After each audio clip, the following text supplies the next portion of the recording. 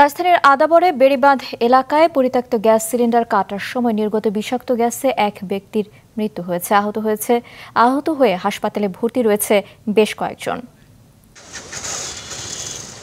আদাবর থানার বেড়িবাঁধের পাশে সকালেও ওই গ্যাস সিলিন্ডার ঘিরে ছিল কৌতূহলী মানুষের এমন ভিড়।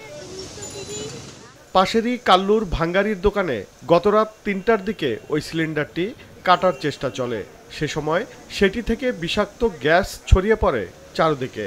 অসুস্থ হয়ে পড়েন আশপাশের বাসিন্দারা। বিষাক্ত গ্যাসের তীব্রতায় আশপাশের গাছের পাতাও ঝলসে যায়। ওই জায়গায় দেখি ওই বোতলটার সামনে গ্যাস বাড়িতেছে। তখন আমরা একটু দূর থেকে সামনে এসে মরিচের মতো জল ছাস করে মুখে মধ্যে লাগলো মতন আমি দৌড় দিলাম ওদিকে। আমার সাথে যারা ছিল ওরাও দৌড় দিচ্ছে। দৌড় দেয় মানে সবাই কাছতে আমরা ওদিকে চলে যাই। মেডিসিনের গন্ধ ইয়ে করতে না, আমরা সব গর্তন বাইরে গেছি। বাইরে যে আমি ফাঁসের মানুষের জাগাইছি আমি জাগাই তারি না, কাছতে আমার মনে হয় যে গলা ফাটটা রক্ত বাইরেতে আছে। ধান খেতে বিষ দেয় না, ওই রকমের গন্ধ ছিল।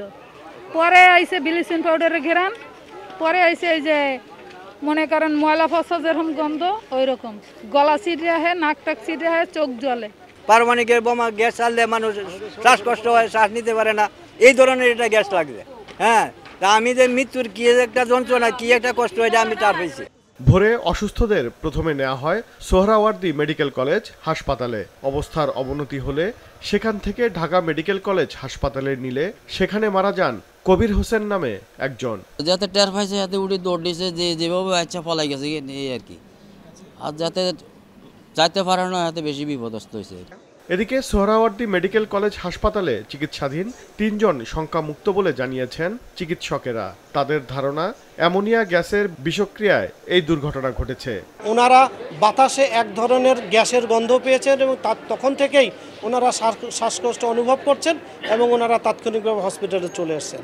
আমরা সায়েন্টিফিক রিজন যদি আমরা চেষ্টা করি, ওই পাশে একটা ভাঙড়ির দোকান ছিল, ওখান থেকে হয়তো কোনো একটা গ্যাসের উৎস, সেটা হতে পারে মনে করেন যে ফ্রিজের যে গ্যাস থাকে, অ্যামোনিয়া গ্যাস থাকে, সেই অ্যামোনিয়া গ্যাস যদি কোনোভাবে বাস্ট হয়ে যায় এরকম ঘটনা কিন্তু ঘটতে পারে। এদিকে জিজ্ঞাসাবাদের জন্য ওই ভাঙ্গারি দোকানের একজনকে আটক করেছে পুলিশ। ওবায়দুল কবির, মাছরাঙা সংবাদ, ঢাকা।